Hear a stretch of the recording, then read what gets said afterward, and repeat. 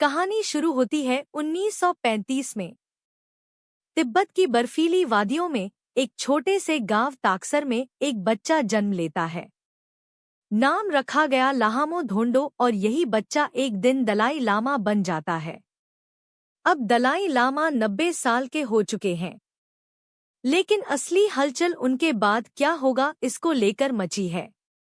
जन्मदिन के ठीक 4 दिन पहले उन्होंने ऐलान कर दिया, मेरे बाद दलाई लामा का चुनाव तिब्बती परंपरा से ही होगा और यह हक सिर्फ मेरे गार्डन पोट्रंग ट्रस्ट को होगा। पर चीन को यह बात हजम नहीं हो रही है साहब। उसने कहा, हमारी मंजूरी के बिना कोई भी दलाई लामा नहीं बन सकता। अब सवाल यह उठता है कि कौन होते हैं दलाई लामा? उनका उत्तराधिकारी चुना कैसे जाता है? चीन को इसमें दिक्कत क्या है? और भारत इस पूरे खेल में कहां पर खड़ा है? चलिए जानते हैं सब कुछ आज के इस वीडियो में। लेकिन उससे पहले बेसिक क्लियर कर लेते हैं। दरअसल साहब, दलाई लामा तिब्बत के बौद्ध धर्म का सबसे बड़ा धार्मिक पद है। करंट में दलाई लामा तंजन गस्तो इस पद को पाने वाले 14वें बौद्ध धर्म गुरु हैं। माना जाता है साहब कि दलाई लामा की मृत्यु के बाद उनकी आत्मा पुनर्जन्म लेकर आती है और ऐसे ही यह ट्रेडिशन जारी रहता है। 1557 में मंगोल के शासक अल्तान खान ने दलाई लामा की परंपरा शुरू की थी। उस समय बौद्ध धर्म के सर्वोच्च धर्म गुरु सोनम ग्यत्सो को तीसरा दलाई लामा बनाया गया। पहले 2 दलाई लामा गेदुन द्रोपा और गेदुन ग्यात्सो को मरणोपरांत दलाई लामा की उपाधि दे दी गई थी। तो सवाल यह भी है कि दलाई लामा को कैसे चुना जाता है? दरअसल दलाई लामा की मृत्यु के बाद जब शोक का समय खत्म हो जाता है, तब नए दलाई लामा की खोज शुरू हो जाती है। दलाई लामा अपनी मृत्यु से पहले अपने उत्तराधिकारी की कुछ निशानियां बता जाते हैं और कुछ निशानों की पहचान बौद्ध भिक्षु भी करते हैं। मृत्यु के समय दलाई लामा के शव की दिशा मृत्यु के बाद भिक्षुओं को आए सपनों से नए दलाई लामा को खोजने की दिशा तय की जाती है। इसमें ज्योतिष भी मदद करते हैं। दलाई लामा की पहचान करने वाला दल पहले उनके मृत्यु के समय या उसके आसपास पैदा हुए बच्चे की खोज करते हैं। इनमें से विशेष लक्षण वाले बच्चों की पहचान की जाती है। अगर किसी बच्चे में दलाई लामा होने के गुण दिखाई पड़ते हैं तो उसकी परीक्षा ली जाती है। उससे दलाई लामा के बारे में सवाल किए जाते हैं। उनका सामान दिखाया जाता है। जब बच्चा इस परीक्षा में पास हो जाता है साहब, तो उसे दलाई लामा का पुनर्जन्म मान लिया जाता है। इसके बाद बच्चे को बौद्ध धर्म की शिक्षा दी जाती है। अब आपके ज़हन में सवाल उठ रहा होगा कि नेक्स्ट दलाई लामा कौन होंगे? तो जो इस वक्त दलाई लामा है, उन्होंने 2 जुलाई को घोषणा की थी कि उत्तराधिकारी की परंपरा जारी रहेगी और अगले दलाई लामा का चुनाव तिब्बती परंपरा के मुताबिक ही होगा। यानी दलाई लामा ने इस बात की पुष्टि कर दी है कि उनका पुनर्जन्म होगा। अगले दलाई लामा की पहचान करने की जिम्मेदारी गार्डन पोट्रंग ट्रस्ट को दी गई है। यह ट्रस्ट ही भारत में दलाई लामा के सभी कामकाज को संभालता है। वहीं दलाई लामा अपने उत्तराधिकारी के लिए 3 मुख्य भविष्यवाणी कर चुके हैं। उत्तराधिकारी आजाद देश में पैदा होगा। इससे यह अंदाजा लगाया जाता है कि अगले दलाई लामा तिब्बत या चीन में पैदा न होकर भारत में पैदा हो सकते हैं।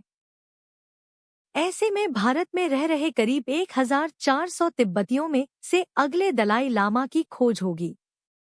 अगला दलाई लामा कोई बच्चा नहीं बल्कि एडल्ट हो सकता है।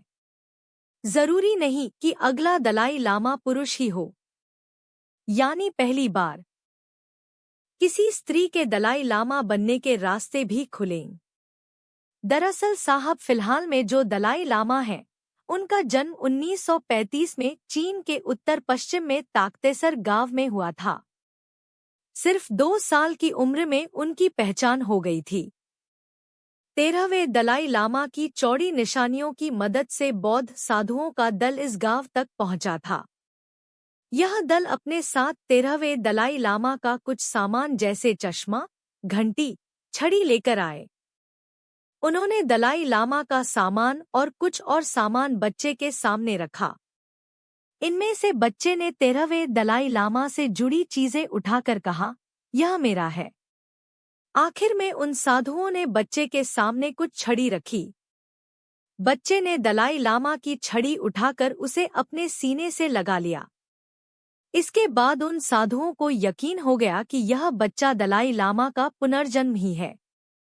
6 साल की उम्र में उनकी पढ़ाई शुरू हो जाती है और 1950 में चीन की तिब्बत में घुसपैठ के बाद उन्होंने दलाई लामा की पूरी शक्तियों के साथ पद संभाला। चलिए अब सबसे मेन सवाल को डिस्कस कर लेते हैं कि चीन दलाई लामा के पीछे क्यों पड़ा हुआ है, उसको क्या दिक्कत है। दरअसल दलाई लामा ने जैसे ही उत्तराधिकारी चुनने की घोषणा की, इसके बाद चीन बौखला गया। चीनी विदेश मंत्रालय ने बयान जारी करके कहा, दलाई लामा, पंचेन लामा और अन्य बौद्ध धर्म गुरुओं का चुनाव स्वर्ण कलश से चिट्ठी निकाल कर ही होना चाहिए और इसमें चीन की सरकार की मंजूरी होनी चाहिए। दरअसल 1792 में स्वर्ण कलश से चिट्ठी निकालकर दलाई लामा और अन्य बौद्ध धर्म गुरुओं के चुनाव की परंपरा शुरू हुई थी, जिससे साहब धर्म गुरु के चुनाव में कोई पक्षपात ना हो। 11वें और 12वें दलाई लामा का चुनाव इस प्रक्रिया से ही हुआ था। 13वें दलाई लामा के समय से इसका इस्तेमाल बंद हो गया। आलोचकों का कहना था कि इस प्रक्रिया में चीन हेरफेर कर सकता है। चीन की कम्युनिस्ट पार्टी धर्म में विश्वास नहीं करती। वह अपनी पसंद से दलाई लामा की नियुक्ति करके तिब्बत से दलाई लामा का प्रभाव खत्म करना चाहते हैं। चीन की सरकार ने 2007 में तिब्बत के धर्म गुरुओं की नियुक्ति में चीनी सरकार की मंजूरी जरूरी होने का नियम बनाया था। विदेश मंत्रालय ने इस मामले में अपना रुख साफ करते हुए कहा, भारत सरकार आस्था और धार्मिक प्रथाओं से जुड़े मामलों पर ना तो कोई रुख अपनाती है और ना बोलती है। आगे भी ऐसा ही करती रहेगी। चीन छोड़कर भारत कैसे आए थे मौजूदा दलाई लामा? देखिए आज तिब्बत चीन